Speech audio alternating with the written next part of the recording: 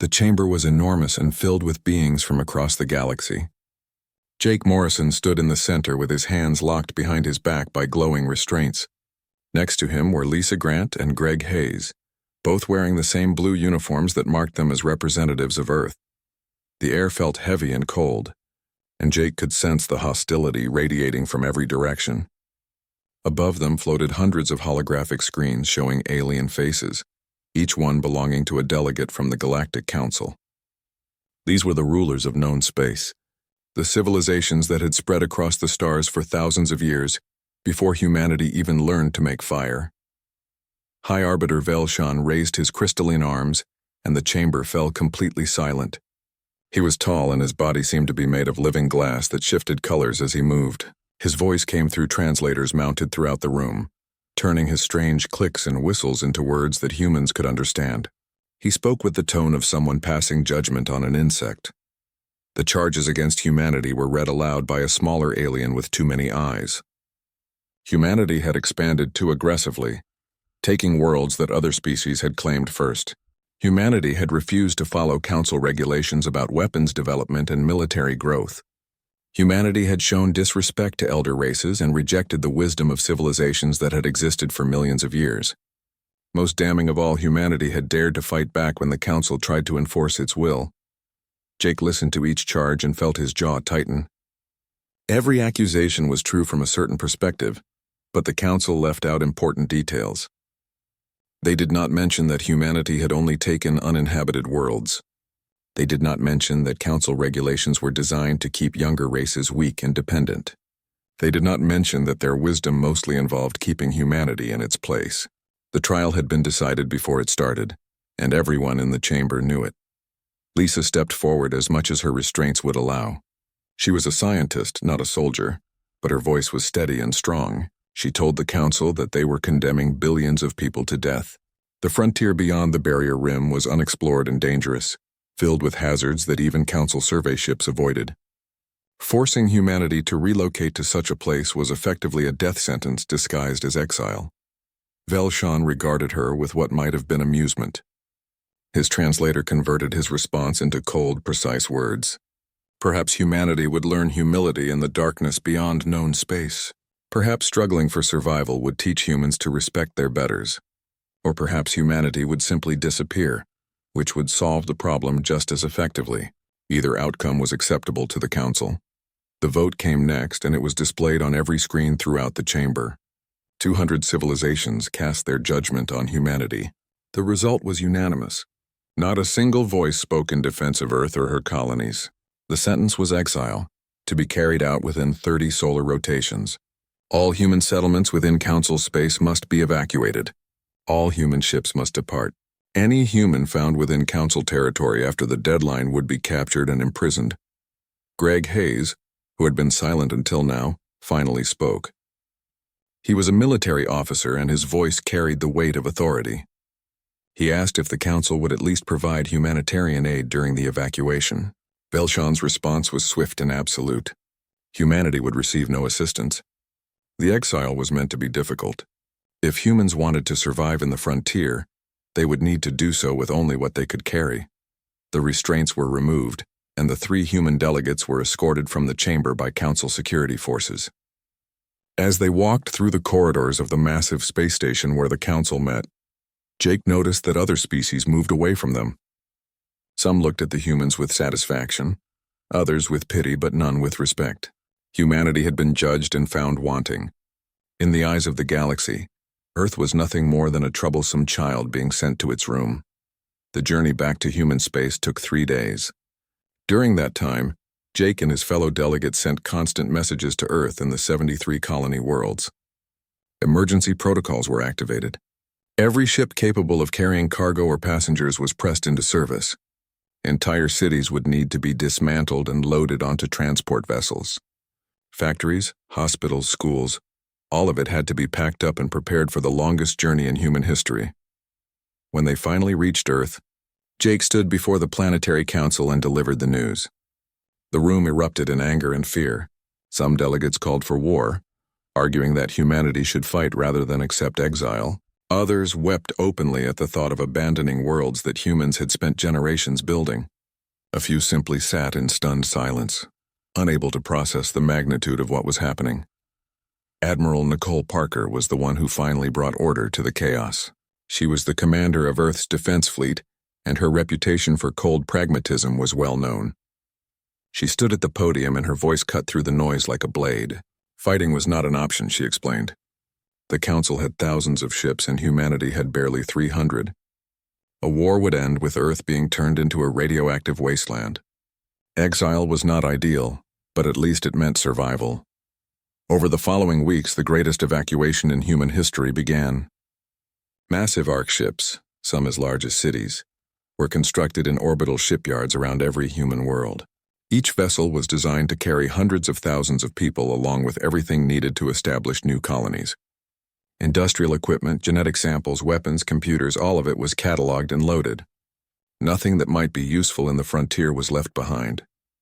Kevin Brooks, a general who specialized in logistics, coordinated the military aspects of the evacuation. He made sure that every ARC ship had armed escorts. He ensured that weapons factories were dismantled and transported intact. He gathered every scientist and engineer who specialized in military technology and gave them one clear directive. Once they were beyond Council space, all restrictions were off. Humanity would need every advantage to survive in the frontier. The deadline approached with terrifying speed. On the final day, the last transport ships lifted off from Earth carrying the remaining population. The planet that had been humanity's home for its entire existence was now empty. Cities stood abandoned, their streets silent and dark. In orbit, the ARC ships gathered into a fleet that stretched across space for millions of kilometers. 5 billion humans waited in those vessels, watching their homeworld shrink behind them. Nicole Parker stood on the bridge of the Vanguard, humanity's largest and most powerful warship. Around her, the command crew worked in focused silence. On the view screen, Earth hung like a blue jewel against the darkness of space. She wondered if humans would ever see it again. The Council had made it clear that returning to this region of space would be considered an act of war. Kevin Brooks joined her at the viewport. He asked what she thought humanity's chances were in the frontier. Nicole considered the question carefully before answering. The frontier was dangerous and full of unknowns. Many humans would die in the years ahead. But humanity had something that the comfortable species of the Council had forgotten. Humans knew how to struggle. They knew how to adapt. They knew how to survive against impossible odds. The fleet turned away from Earth and accelerated toward the barrier rim. Behind them, Council monitoring stations tracked their departure and reported to Velshan that the troublesome species was finally gone. Throughout Council space, there was celebration. The human problem had been solved without bloodshed. The younger races had been reminded of their place. Order had been restored. But in the depths of space, as the human fleet crossed the barrier rim and plunged into uncharted territory, something else was beginning. Freed from Council restrictions and driven by the need to survive, humanity was about to transform in ways that the galaxy could not imagine.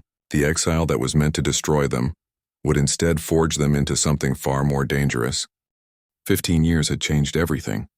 Danny Reeves guided his scout ship through the wreckage of what used to be a Kreth war fleet, watching debris tumble past his view screen in slow motion. The Kreth were massive insect creatures that traveled in swarms and consumed everything in their path. They had been one of the first threats humanity encountered after crossing the barrier rim, and they had learned to fear human weapons after losing dozens of hive ships to coordinated attacks. Danny's scanner showed no life signs in the debris field. The battle had been quick and brutal, exactly how humans fought now. He keyed his communicator and sent a report back to Ironhold Station confirming that the Kreth threat in this sector had been eliminated. Amy Wells, the communications officer on duty, acknowledged his message and cleared him to return to base. Ironhold Station grew larger on his view screen as he approached. The structure was enormous, a combination of fortress and city that housed 2 million people. It hung in space like a steel flower, with massive arms extending outward. Each arm contained shipyards where new vessels were under construction. The station was one of 37 that humanity had built throughout the frontier, each one serving as an anchor point for human expansion. Landing procedures were smooth and automated. As Danny climbed out of his cockpit, he noticed the changes that had become normal over the past 15 years. The maintenance crew working on nearby ships all had subtle modifications: enhanced eyes that could see in different light spectrums, reinforced bones that could withstand higher gravity, neural implants that let them communicate directly with computers. In the frontier, such modifications were not just allowed but encouraged. The Council's ethical restrictions meant nothing out here. Tyler Banks, the governor of Ironhold Station, was waiting in the briefing room when Danny arrived. Tyler had been young when the exile began, barely 30 years old. Now his face showed the stress of leadership, and his hair had started to gray at the temples. Around him sat the senior staff that helped run the station: military commanders, scientists, logistics experts, and intelligence officers. Lisa Monroe, the head of military operations, pulled up a holographic display showing the recent Kreth engagement. The battle had been a test of new weapons systems, and the results were excellent. Human plasma cannons had cut through Kreth organic armor like it was paper. Missile systems with quantum guidance had achieved a 98% hit rate. Shield technology based on controlled singularities had absorbed enemy fire that would have destroyed Council vessels. But Lisa had other news that was far more concerning. Long-range scouts had detected something unusual about 200 light-years from Ironhold's position. The energy signatures matched Council ship drives, which meant that Council vessels were operating beyond the barrier rim. According to Council propaganda, the barrier was supposed to be impassable. Clearly, that had been a lie. Chris Bailey, the chief scientist of Ironhold, studied the data with interest. Chris had spent 15 years pushing the boundaries of human technology, and his work had resulted in breakthroughs that would have been impossible under Council oversight. Artificial intelligence that could think and adapt on its own. Genetic modifications that enhanced human capabilities beyond natural limits. Weapons that violated every treaty the Council had ever written. The presence of Council ships in the frontier meant several things. First, the Council had been lying about the barrier rim being impassable. Second, they were exploring these regions for resources. Third, they would eventually discover what humanity had built. The question was whether humans would be ready when that discovery happened. Tyler asked about the status of the Exile fleet, which was the name humans had given to their growing military. Lisa brought up construction reports from shipyards across human space. The numbers were impressive. 200 capital ships were already operational, with another 100 under construction. Each ship was more advanced than anything the Council had in their fleets. Human engineers had spent 15 years studying every weakness in Council ship design and building vessels specifically meant to exploit those weaknesses. Capital ships were just part of humanity's military buildup. There were also thousands of support vessels, troop transports, supply ships, repair vessels, and scout craft like the one Danny flew. Every human settlement maintained its own defense fleet. Every station had weapons platforms that could destroy approaching threats.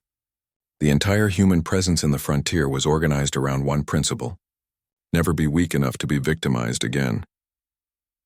Danny listened to the discussion and thought about how different things were now compared to the early days of exile. He had been just a child when the fleet crossed the barrier rim, young enough that he barely remembered Earth. For people his age, the frontier was home. They had grown up learning to fight, to adapt, to survive in an environment that tried to kill them every day. The comfortable species of Council space would not recognize what humanity had become. Tyler made a decision. If Council ships were exploring the frontier, then humanity needed better intelligence. He ordered the deployment of additional scout ships to track Council movements. He wanted to know where they were going, what they were looking for, and how many vessels they had in the region. Knowledge was power, and humanity needed every advantage. Chris suggested something more ambitious. If the Council was exploring the frontier, that meant they had found a way through the barrier rim. Humanity should find that route and secure it. Controlling access to the frontier would give humans leverage in any future negotiations with the Council. It would also prevent the Council from sending military forces into the region without warning. Lisa liked the idea but pointed out the risks. Securing a major access route would require significant military resources. It would also reveal humanity's presence to the Council sooner than planned. The original strategy had been to build up strength for another 5 years before making contact. Moving now would accelerate that timeline. Tyler weighed the options carefully. The safe choice was to continue building in secret and hope the Council did not find them for a few more years. The bold choice was to take control of the situation now, before the Council had time to prepare. He thought about the early days of exile, when humanity had been weak and afraid. He thought about the thousands of humans who had died establishing the first colonies in hostile environments. He thought about the children who had been born in the frontier and knew nothing of Earth.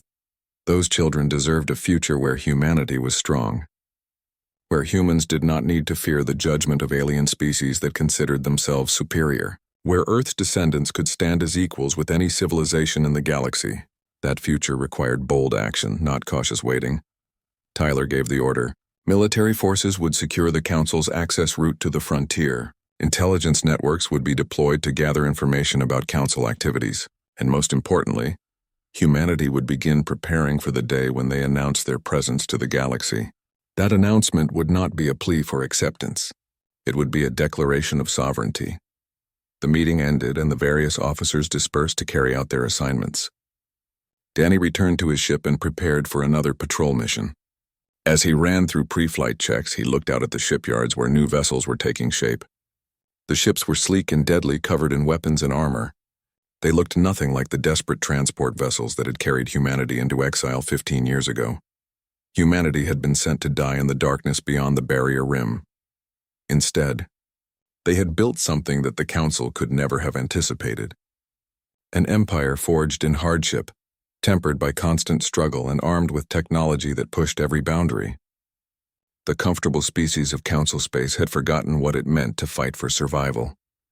Humanity had not forgotten. They had spent 15 years remembering. In the depths of the frontier, in shipyards and research stations and military bases scattered across 400 star systems, humanity prepared. They built weapons. They trained soldiers. They modified their bodies and enhanced their minds. They created artificial intelligences that could outthink any organic brain. They did all the things the Council had forbidden, and they did them without hesitation or regret. The galaxy had exiled humanity thinking they were removing a problem. They had actually created something far more dangerous, a civilization with nothing to lose and everything to prove.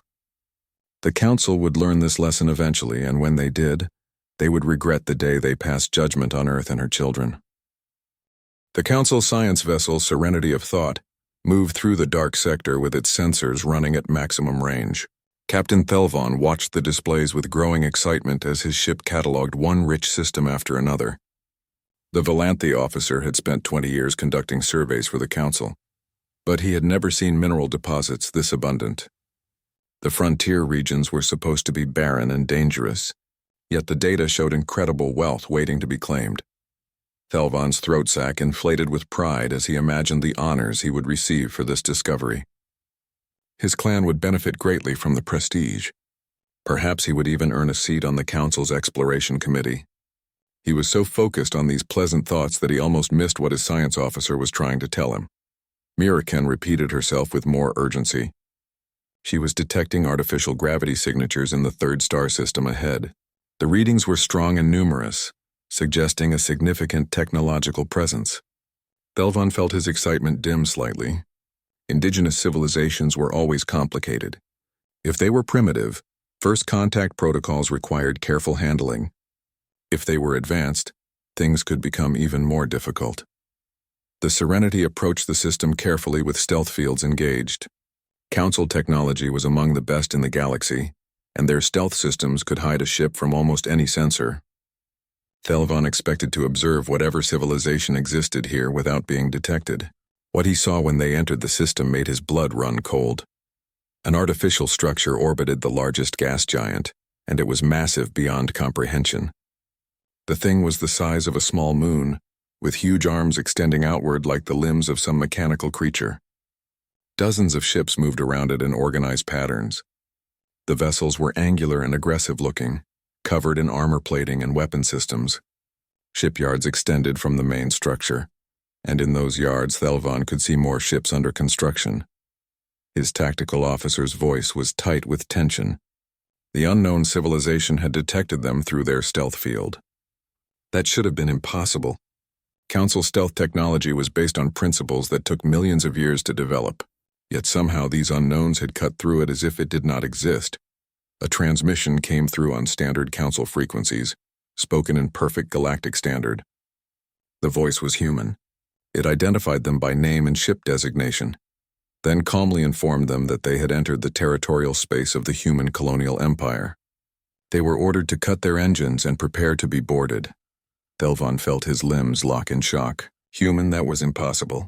Humanity had been exiled beyond the barrier rim 20 years ago. They had been a primitive species with barely 100 ships. The Council had expected them to die in the frontier, consumed by the various dangers that lurked in unexplored space. Yet here was a human voice speaking with authority, backed by a military presence that looked disturbingly advanced. Miraken suggested they attempt to flee, but Thelvon knew that would be futile. Human ships were already moving to surround them, and their speed was incredible. Council vessels would be outrun in minutes. Resistance was also pointless. The weapon systems on those human ships could reduce the Serenity to particles. Thelvon gave the order to comply with the boarding directive. The human destroyer that approached them was called the Relentless, a name that seemed deliberately chosen to intimidate. It pulled alongside the Serenity and extended a docking tube. Thelvon ordered his crew to offer no resistance. Within minutes, human soldiers were moving through his ship with weapons drawn and faces hidden behind combat helmets. The leader of the boarding party removed his helmet once the ship was secured. Thelvon found himself face to face with Commander Jack Palmer, a human male whose eyes glowed with a faint blue light. The glow was not natural. It came from technological implants integrated directly into the human's nervous system. Such modifications were strictly forbidden by council law, considered both dangerous and unethical. Jack spoke with casual authority, as if boarding council vessels was something he did regularly. He explained that humans did not receive many visitors from council space. In fact, the Serenity was the first council ship to enter human territory since the exile. Thelvon tried to assert his authority, claiming that this boarding action was an act of war.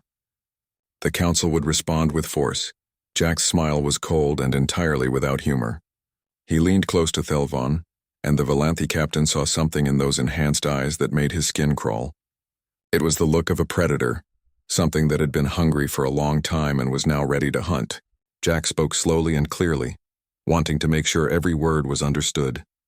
Humanity remembered what the council had done.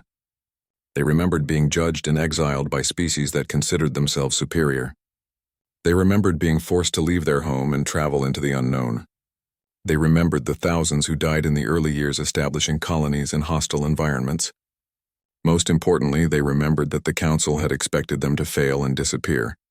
Jack explained that humanity had survived. More than survived, they had thrived. 400 star systems were now under human control. The military that defended those systems was more advanced than anything in council space. Human technology had pushed past every boundary and restriction that the council enforced. Weapons that were forbidden in civilized space were standard equipment on human ships. Modifications that were considered unethical were commonplace among human soldiers. Artificial intelligence that the council feared ran through every human computer system. Thelvon listened with growing horror. The species that the council had dismissed as primitive and aggressive had spent 20 years evolving in the darkness. Without council oversight, without restrictions or regulations, humanity had become something dangerous. And now they were ready to remind the galaxy that they existed. Jack delivered his message. The Serenity would be allowed to return to council space, but only so they could carry a warning. Humanity was claiming all territory beyond the barrier rim as sovereign space. Any council vessel that crossed into human territory without permission would be captured or destroyed. The days of the council dictating terms to humanity were over. From now on, humans would determine their own destiny. The Serenity was held for 3 days while human intelligence officers copied every piece of data from their computers. They were polite but thorough, and Thelvon knew that resisting would be pointless. He watched as humans moved through his ship with easy confidence, their enhanced abilities making them faster and stronger than any baseline organic being. When the Serenity was finally released, Thelvon set course for council space at maximum velocity. His crew was shaken and demoralized. They had gone into the frontier expecting to find resources for the council. Instead, they had found an empire that looked ready for war. The journey back to council space took 2 weeks. Thelfon spent that time reviewing the sensor data his ship had collected before being captured. The numbers were disturbing. Human ships operated at power levels that exceeded Council safety regulations by orders of magnitude. Their weapons generated enough energy to crack a planet's crust. Their shields used principles that Council scientists had deemed too dangerous to research. Every aspect of human technology was designed for one purpose: warfare. When the Serenity arrived at Council space, Thelvon filed his report immediately. He expected disbelief or dismissal, but instead his data was taken seriously. The Council's intelligence services analyzed everything, and their conclusions matched his own observations. Humanity had become a credible military threat. Thelvon was summoned to give testimony before the full Council. He stood in the same chamber where humanity had been judged 20 years earlier. The assembled delegates listened to his report with expressions ranging from concern to outright fear. The footage from the Serenity's sensors was displayed on holographic screens throughout the chamber. The images showed massive human installations, fleets of warships, and technology that seemed impossible for such a young species. High Arbiter Velshan, who had pronounced humanity's exile sentence, looked older now. His crystalline body showed cracks that marked the passage of time. He asked Thelvon if he believed the human threat was real. The Volanthi captain answered honestly. The humans were not bluffing. They had the military capability to back up their territorial claims. More importantly, they seemed eager to prove themselves in combat. Admiral Quinn Foster appeared in the recorded footage, her face showing the same kind of enhancements that Jack Palmer had displayed. Her message was clear and direct. The Council had exiled humanity thinking they were removing a problem. Instead, they had freed humanity to become what they truly were. Without restrictions, humans had pushed every boundary. They had modified their bodies, enhanced their minds, and created weapons that would be considered war crimes in Council space. The Council chamber erupted in worried discussion. Some delegates called for immediate military action. Others argued for diplomacy. A few suggested simply ignoring the humans and hoping they would stay in the frontier. Velshan silenced the debate with a gesture. He knew that ignoring humanity was no longer an option. High Arbiter Velshan stood before the assembled Galactic Council feeling older than his years.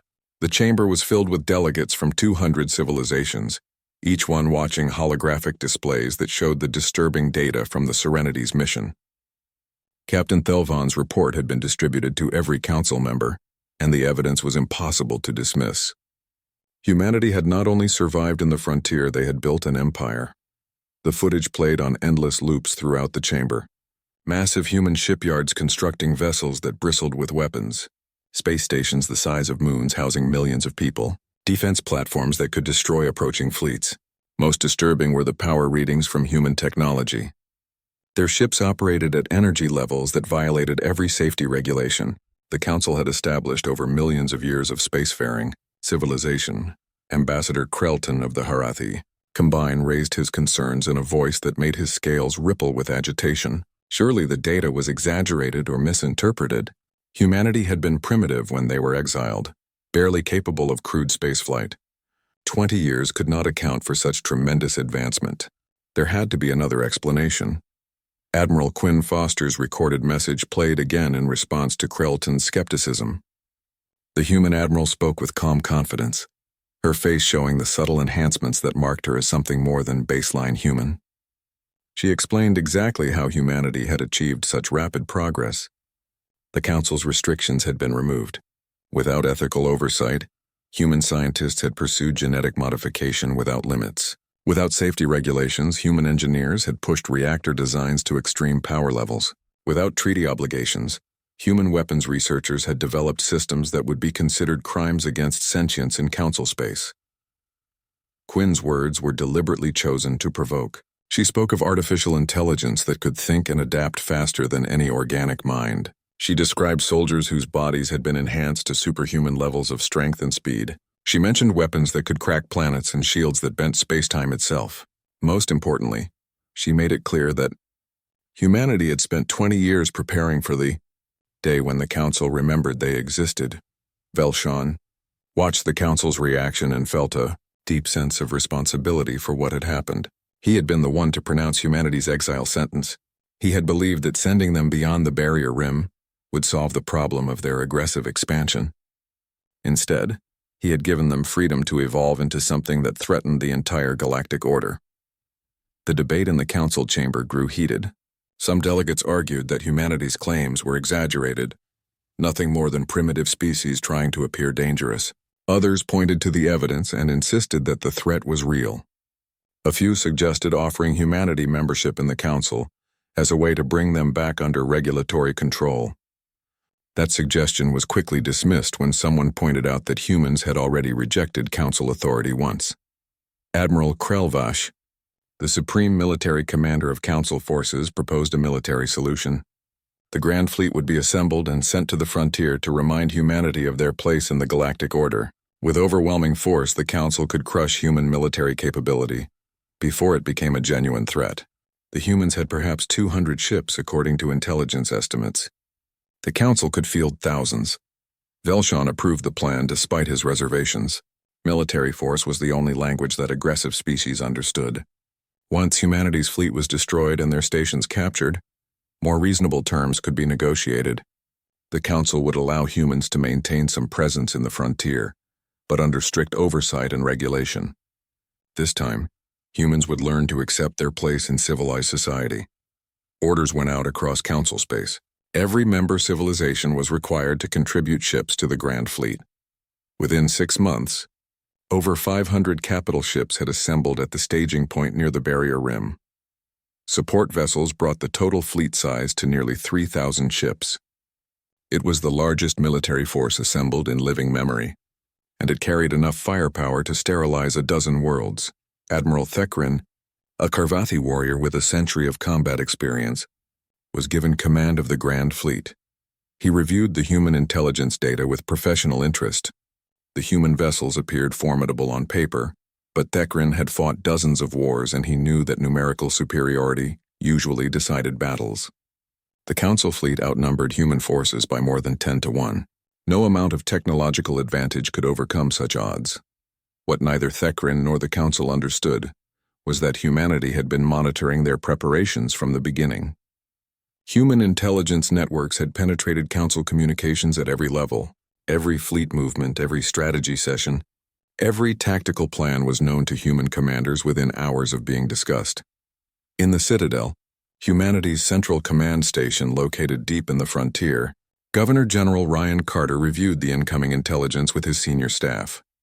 Ryan had been elected as the overall leader of human colonies 5 years earlier, chosen for his tactical brilliance and unyielding determination. He studied the holographic display showing the assembling Council fleet with cold calculation. General Helen Drake commanded the Home Defense Forces, and she looked concerned as she reviewed the numbers.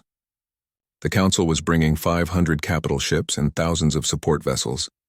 Even with superior technology, the odds seemed overwhelming. Human forces numbered only 200 capital ships, and while each one was more advanced than its Council equivalent, there were limits to what technology could overcome. Ryan understood Helen's concerns, but he was not worried. The Council was thinking in terms of traditional fleet battles, massive formations meeting in open space to trade fire until one side broke. That was how civilized species fought wars, following conventions and protocols developed over millions of years. Humanity had no intention of fighting that way. Scott Henderson commanded the expeditionary fleet, and he explained the human strategy. The Council fleet would be entering frontier space, territory that humans knew intimately after 20 years of exploration. Every asteroid field, every gravity well, every navigation hazard was mapped in human databases. The frontier itself would be a weapon against the Council forces. Jamie Rogers led special operations, and her enhanced reflexes made her movements unnaturally smooth as she outlined her role in the plan.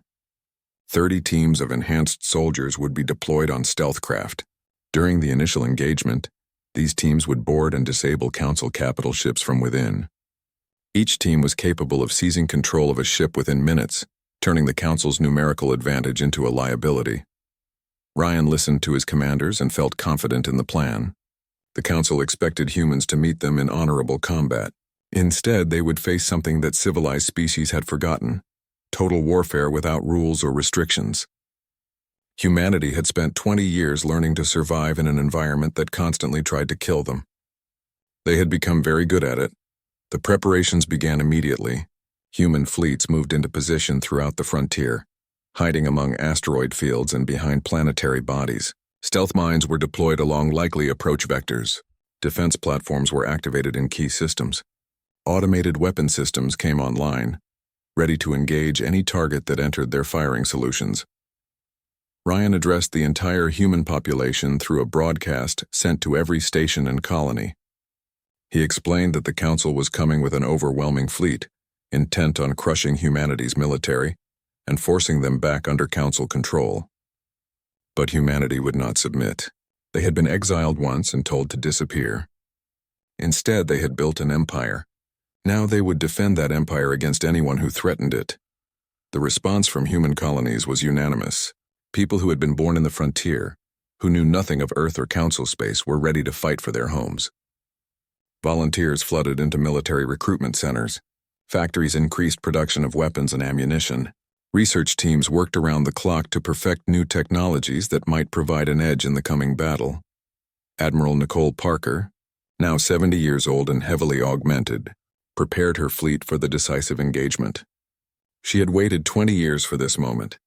The species that had judged and exiled humanity would finally face the consequences of their decision.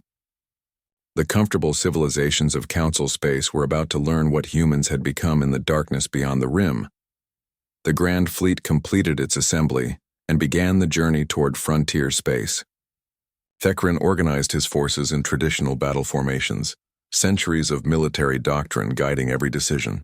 His ships moved in perfect geometric patterns, their shields overlapping to create a defensive lattice. It was a formation that had won countless victories throughout galactic history. What Thekrin did not know was that human eyes were watching his every move. Stealth drones tracked the fleet's progress. Intelligence officers analyzed formation patterns and identified weaknesses. Tactical computers calculated firing solutions and optimal engagement ranges. The Grand Fleet emerged from hyperspace at the barrier rim in a formation that represented millions of years of military tradition. 500 capital ships arranged in perfect geometric patterns stretched across space for thousands of kilometers. Their shields created an overlapping lattice of defensive energy that could withstand almost any assault. Support vessels moved between the larger ships like schools of fish, ready to provide repairs or reinforcements wherever needed. Admiral Thekrin stood on the bridge of the Eternal Dominion and felt satisfied with what he saw. The formation was perfect, the crews were ready, and the fleet had enough firepower to reduce a solar system to rubble. He had reviewed the intelligence on human forces and concluded that superior numbers would decide this battle. Humans might have advanced technology, but they had only 200 ships to face his 3,000. His tactical officer reported that long-range sensors showed no sign of human vessels. The frontier space ahead appeared empty. Thekrin ordered the fleet to begin a systematic sweep of the region, broadcasting surrender demands on all frequencies.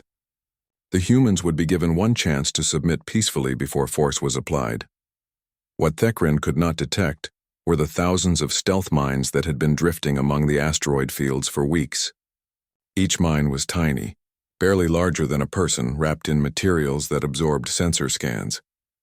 Inside each mine was a miniaturized fusion warhead, powerful enough to cripple a capital ship. The mines had been positioned with careful calculation, waiting for the exact moment when the Grand Fleet would be in optimal position. The ambush began without warning.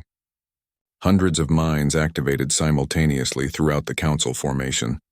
Fusion explosions blossomed like deadly flowers among the tightly packed ships. Shields that were designed to stop energy weapons struggled against the raw kinetic force of nuclear detonations. Dozens of vessels lost their shields in the first seconds. Some took direct hull damage that vented atmosphere into space. Thekrin's ordered response collapsed into chaos as the perfect formation dissolved.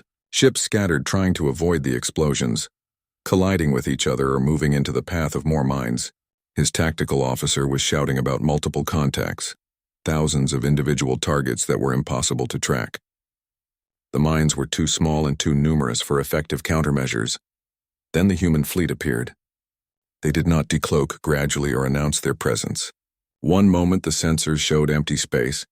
The next moment 200 human warships were accelerating toward the Council formation at speeds that seemed impossible. Their engines pushed them beyond what Council technology could achieve, and their approach vectors were calculated to perfection. Admiral Nicole Parker commanded from the Vindication, her enhanced mind processing tactical data faster than any organic brain could manage.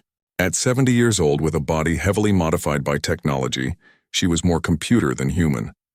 But her tactical instincts were purely human, honed by 20 years of warfare in the frontier. She gave the order that she had been waiting 2 decades to give. All ships were to execute attack pattern Apex, a formation designed specifically to counter traditional Council tactics. The human vessels did not arrange themselves in neat geometric patterns. Instead, they moved in fluid groups, each ship covering angles that made targeting them difficult. Their artificial intelligence systems coordinated movements with precision that no organic crew could match. The first wave of human weapons fire cut through the Council fleet like blades through paper. Plasma cannons, banned in Council space for their destructive power, lanced through shields and armor with equal ease. Each shot carried enough energy to vaporize a building, and human ships were firing dozens per second. Missile systems with quantum guidance achieved nearly perfect hit rates, their warheads seeking out weak points in enemy defenses with ruthless efficiency. Thekran watched his fleet die and felt something he had not experienced in a century of warfare: genuine fear. Council ships were exploding faster than his tactical computers could track. Human vessels moved between his capital ships like predators among prey, their weapons finding every weakness. His own weapons struggled to track the fast-moving targets, and when they did hit, human shields absorbed the damage with disturbing effectiveness. The boarding parties arrived next. Stealth shuttles that had been hiding in the debris field suddenly activated and burned toward Council ships at suicidal speeds. Point defense systems struggled to target the small craft, and most of them reached their destinations intact. They slammed into docking ports with brutal force, cutting through hull plating to reach the interior. Colonel Jamie Rogers led Team Alpha personally, her enhanced body allowing her to survive the impact that would have killed a baseline human. Her squad moved through the Council carrier with ruthless efficiency, their augmented reflexes making them nearly impossible to stop. Neural implants let them communicate without speaking and coordinate their movements with perfect timing. They encountered resistance from the ship's security forces, but modified soldiers with superhuman speed and strength made short work of organic defenders. Team Alpha reached the bridge in 20 minutes. Jamie kicked open the armored door with strength that came from reinforced bones and enhanced muscles. The Karvathi captain tried to activate self-destruct protocols, but human hackers had already seized control of the ship's computer systems. Jamie's AI assistant had infiltrated the vessel's network the moment they docked. Across the battlefield, 29 other teams accomplished similar victories. Council capital ships suddenly went dark as their crews were overwhelmed and their computers seized. In some cases, the ships were turned against their own fleet, their weapons firing on vessels that had been allies moments before. The Council's numerical advantage was becoming a liability as captured ships added to the chaos. The battle lasted 6 hours. When it ended, the Grand Fleet was shattered. 200 Council ships had been completely destroyed, their hulls broken and their crews dead. Another 150 had been captured, their systems locked down by human hackers and their crews confined under guard. The remaining ships fled in disarray toward Council space, abandoning formation and discipline in their panic to escape. Human losses were minimal. 23 ships had been destroyed or damaged beyond repair. It was an acceptable cost for the greatest military victory in human history. The wreckage field stretched across millions of kilometers, debris from Council vessels mixing with the remains of destroyed mines. Admiral Thekran knelt on the captured bridge of his flagship, surrounded by human marines whose augmented bodies and glowing optical implants made them look like creatures from nightmare. His crew had been disarmed and confined, and human technicians were already stripping data from the ship's computers. Everything the Council knew about military technology, fleet deployments, and strategic planning was being copied into human databases. Nicole Parker walked slowly onto the bridge, her footsteps echoing in the silent chamber.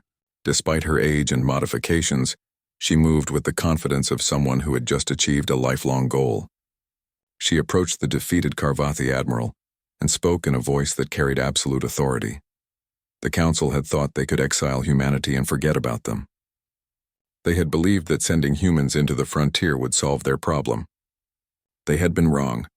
Humanity had not only survived but had thrived in the darkness. They had built an empire from nothing, forged by hardship and tempered by constant warfare, and now they were ready to show the galaxy what they had become. Nicole delivered her message clearly. The human colonial empire claimed all territory beyond the barrier rim as sovereign space. Any council vessel crossing into human territory without permission would be captured or destroyed. The days of the council dictating terms to humanity were over. From now on, humans would be treated as equals or they would be treated as enemies. There would be no third option. She leaned close to Thekrin and her enhanced eyes glowed faintly. If the council ever threatened humanity again, the response would not stop at the barrier rim. Human fleets would burn a path straight to council space. They would reduce council worlds to ash. They would show no mercy to species that had shown them none. This was not a threat but a promise. Thekrin was released with a single undamaged ship and allowed to flee toward council space. His crew was traumatized and his reputation destroyed, but he would carry humanity's message to the council. Behind him, the human fleet began the long process of salvaging wreckage and processing thousands of prisoners. The captured ships would be studied in detail, their technology reverse-engineered and improved upon. 2 weeks later, Thekrin stood in the council chamber on Velkara Prime and delivered his report to the assembled delegates. The chamber was silent as holographic displays showed footage of the battle, recorded by council ship computers before they were captured. The images told the story of a one-sided massacre. They showed human weapons cutting through council defenses like they were nothing. They showed human soldiers moving with superhuman speed and coordination. They showed a level of warfare that civilized species had forgotten. High Arbiter Velshan, who had sentenced humanity to exile 20 years earlier,